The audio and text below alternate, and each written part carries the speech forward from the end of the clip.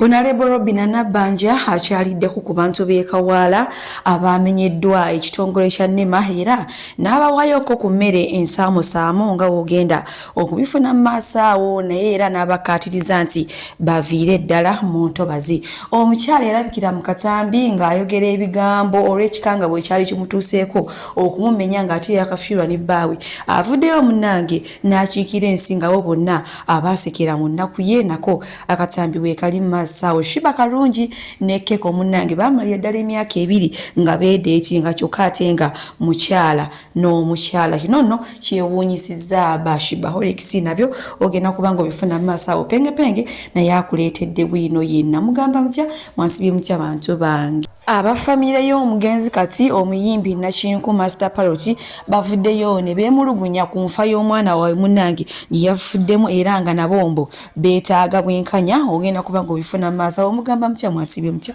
kansubire nti muli bulungi bwa mikwano ng'enkola yaffe mbasaba vidiyo eno mugimpe like era n'ensaba gwe wenna atannaba kusubscribinga wano ku Suvie News Extra nti mukwano subscribinga era onyige mu notification bell olemisuwanga byonna bye mba nteekayo wano ku Suvie News Extra. Suvie Airport Pickup and Transport Service tutambuliza ddala abantu. Sheikh Shirafu Dembe musomi wa dduwa akola ku nsonga z'amaka oyagala kufuna butuuze bweru business nga tezitambula bulungi naye mukubireko wama agenda kulombera ate dduwa munange sigenda kuliza era nga kutandise ne mama w'abaana ono eyalabikira mu katambi ng'agamba asiiba mu ttooyi asiiba mu manju kwegamba buli kyalya kiyitawo buyisi olw'ekikanga bwe kyamutuusibwako akalango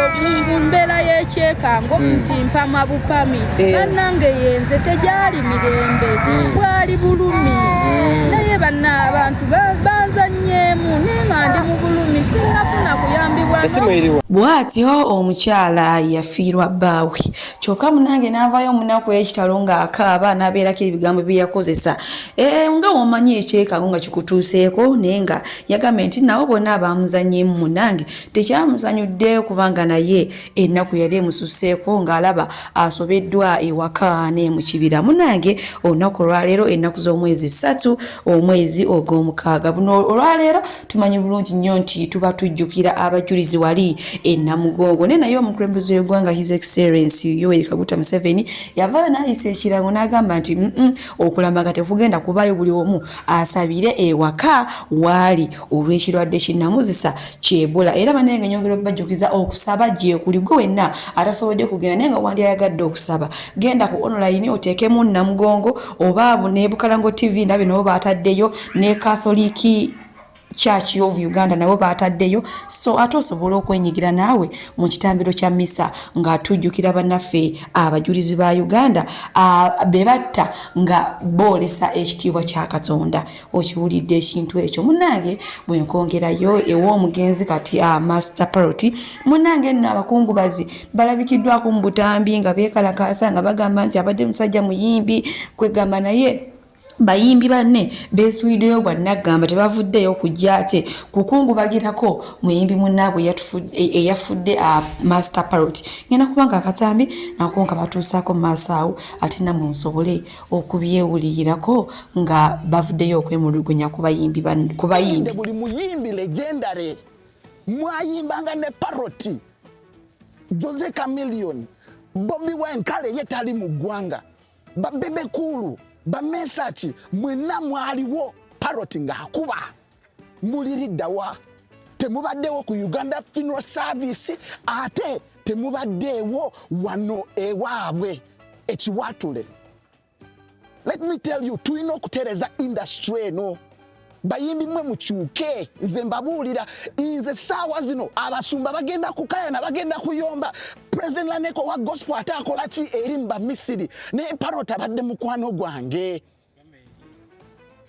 muyamba mupostinga my brother esaawa zino muliriddawa embeera bwetyo munange bwe yabadde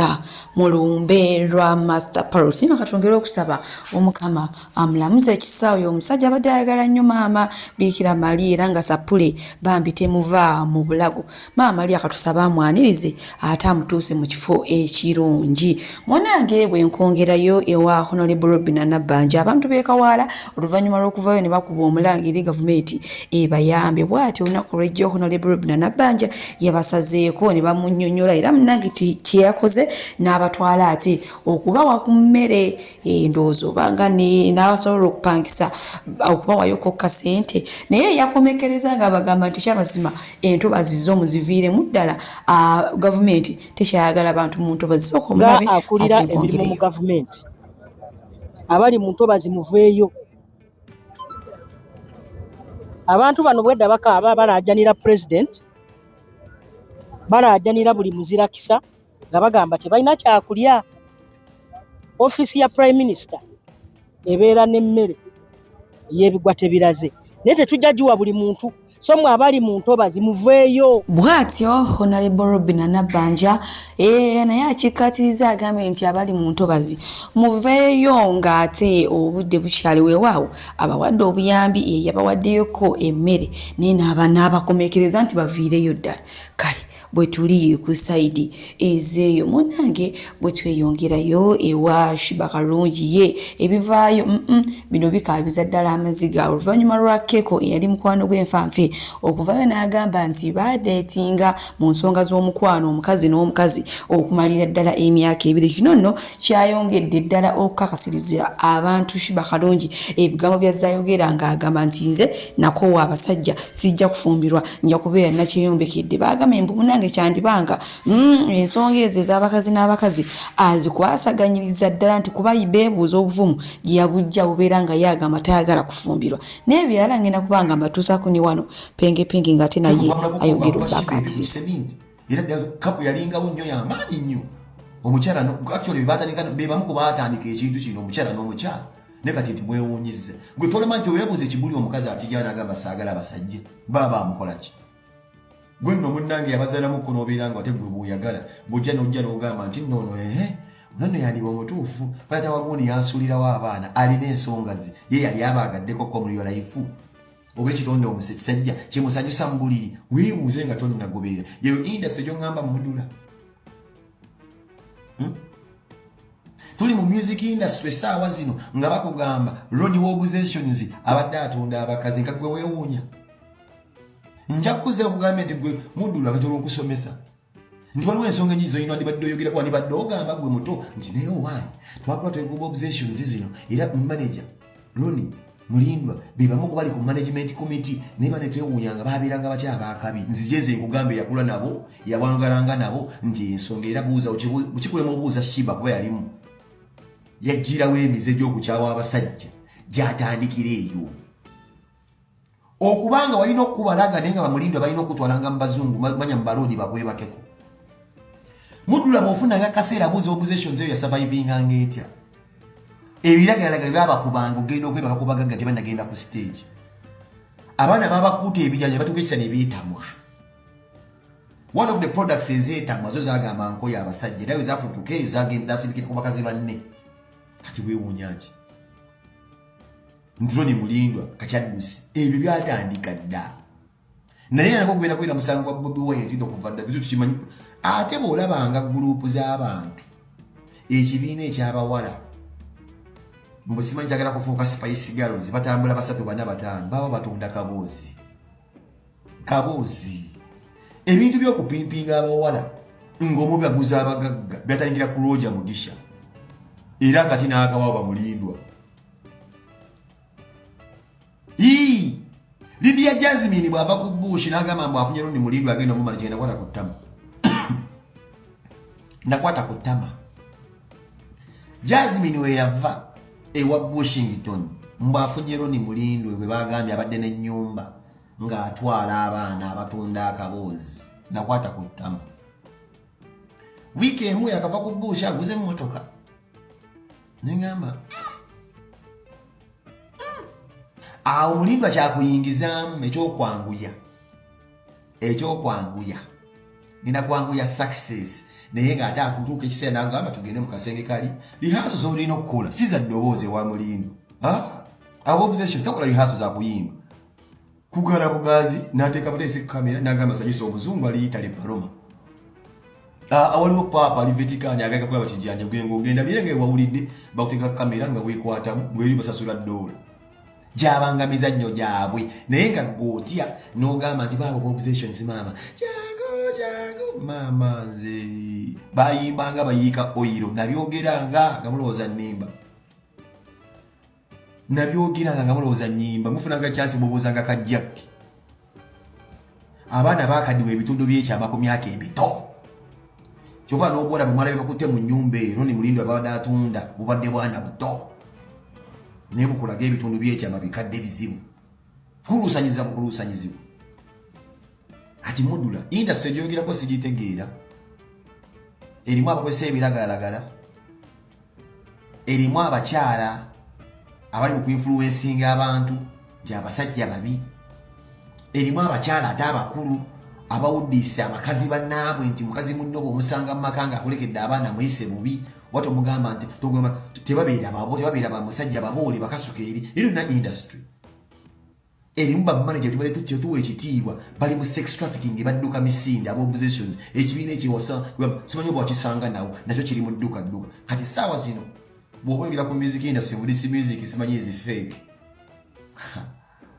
byebyo nno munnange Keko ye yavuddeyo n'akawaŋŋamula nti badeetinga ne Shuba Kalungi okumaliriza ddala emyaka 2 mirambirira kyokka nga abantu bagamba kyandibanga kituufu nti kubanga neeyali manager waabwe wa oppositions omwami Aaron Mulindwa jjukira yalabikiddwako mu katambi nga y'omu abadde akuŋŋaanya abawala ne bakola obuseegu ku internet era abawala abamu babakutte weewaawo abamu tebannaba kubakwata ate ye yadduse kyokka ate nga yalina manager wa Idea Jasmine and transport service bakasitoma baffe abalungi nyongera okubajjukiza nti emiwendo gyo twagisaliddeko ddala nga woolabaawo ate nsiiba nti bagamba nti booking a suvi airport pick up and transport service mukwano nze siseererako ddala oyagala kugenda mu kyalo oyagala kukima mu kyalo oyagala genda ku pate oyagala genda ku birthday oyagala kulya ku zizo kiki oyagala okulya oyagala kunona ku kisaawe oyagala kutwala ku kisaawe booking a suvi airport pick up and transport service ate badiyale wojja nongamba munange byaddala suvi sente zonna zirabye naye ekyamazima siziwezaawo nja kusalirako oba okitegeera kati so gwe wenna atanaba ku booking a suvi airport pick up and transport service onongojja n'akusalira nako olinze ekimukwano booking a suvi tweyongere munange bwe tweyongerayo n'abafamily ba Master Parrot omuyimbi ekigambibwa nti yafudde accident munange bo bavuddeyo ne beemulugunya enfa y'omwana waabwe njikwegamba accident eno bo nga bo bagezaako okugigattagatta ng'ekyamazima tevaayo era nga wano nno webasiizidde munange ne bakubira abantu omulango oba enduulu baveeyo bayingire mu nsonga z'omwana waabwe nti kuba byeyafudde bo nga bo tebaabitegedde yadde n'akatono ngenda kubanga akatambi kabatuusaako maaso wanira mu kiseera kyekimu kamba sibulire wano omugama abankuumire abampere enfa ya Parrot bwe bagamba nti yabadde ku booda nze natuusewo ku ground ne ku scene awafuniddwa accident olina okusiŋŋaanawo ebitala bya piki ebyo endabirwamu emira nga weeri ebyo byonna tebyabaddewo ku gulawundi we bagamba nti emmotoka yamutomedde ng'asala ekkubo wennyini bagamba nti yabadde asala kkubo tewaliwo mayumba ku sayidi kuno nene sayidi teriyo nnyumba kati kiba kitegeeza we bagamba nti yabadde asala kkubo banoonyereze beeyongere okunoonyereza kiki ekyasse Master Parrot eyinza okuba nga accident naye nga ngatte eyinza okuba nga accident naye nga ki nga ngatte tutandike tuteme mpola yabadde ava yabadde adda ku lubigi incident gye bamutomereddemu we bagamba yabadde asala kkubo kuno na kuno kuli kitoogo kuno kitoogo waaba yabadde asala kkubo yabadde avaawa Master Parrot yabadde addawa awo wennyini yabadde addawa One, emmotoka yonna ng'ogenda kukola accident osiba ku break. Tewaliiwo wonna mupiira gwa mmoto egulabikira nti ono poliisi munoonyereza omusajja waffe oyo nti eno emmotoka yasibye ku buleeki nga yeekanze omuntu okumutomera. Ekyo nakyo bakinoonyerezeeko. Eiza bayinza okuba nga balina gye baamutidde ate omusaayi ne gubeerawo ne bamutomerera awo. Ebyafaayo mwe temusoma mwe mulaba firimu leka mbasemere. Wano gavumenti ya Idi Amin Dada luumu eyali akulira abakatuliki naye kati mmwe mukyali baana bato kantirike tuli bakulu luumu yafaatya jana ne luumu gavumenti kigambibwa mbu ye yamukola ki ye yamutta naye mu kumutta Idi Amin Dada yamukima mu meeting ku Serena bali bagiyita Nairo Mansion mu budde mukyali baana bato mwe tebumanyira kimanyi kaakati bagenda okumukwata amawulire gatandika okulikinga nti akoze eki afudde bakwata emmotoka bamuteekamu bamusuula ku kkubo ly'eggulu. Sokoleke kati tuveeyo kati wano golowooza kye kyamusse gavumenti eyamusse Master Paloti gavumenti nsaba munoonyereze kiki ekituufu